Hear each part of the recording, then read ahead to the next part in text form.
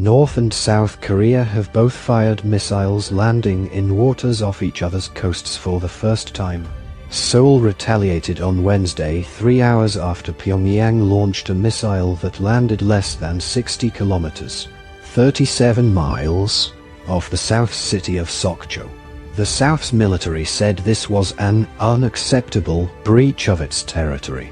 It fired 3 air-to-ground missiles in response, which officials said landed a similar distance past the Northern Limit Line, NLL.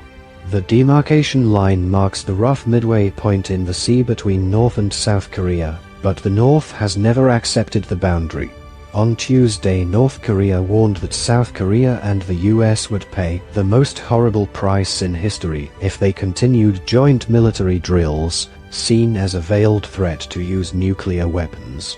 The North is expected to resume nuclear weapons testing soon after a 5-year break, with US and South Korean intelligence saying Pyongyang has completed all the necessary preparations. The tit-for-tat missile launches come during a period of national mourning in South Korea, following the crowd crush in Seoul at the weekend which killed more than 150 people. North Korea fired at least 10 missiles in both east and west directions on Wednesday, South Korean officials say.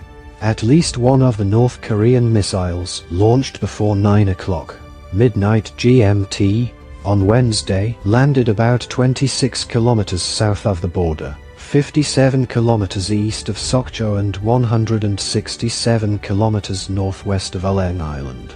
It triggered air raid sirens on Ulleung, where residents were told to evacuate to underground shelters. The launch was picked up immediately by South Korean and Japanese authorities who swiftly condemned the escalation from Pyongyang.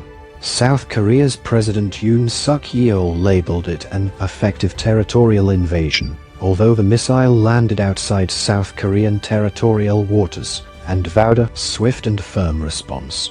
Under international law, countries can only establish territorial claim to 12 nautical miles of sea bordering their land. Mr. Yoon has made it his policy to take a tough line on North Korea. Around 3 hours later, the South fired 3 precision air-to-ground missiles from warplanes into waters off North Korea's east coast. The firings are a marked escalation in hostilities across the peninsula this year, which has already witnessed over 50 missile launches from North Korea, including one ballistic missile that passed over Japan. On Monday, a U.S. nuclear-powered submarine arrived off the coast of South Korea as part of the joint US-South Korean drills, which began in August.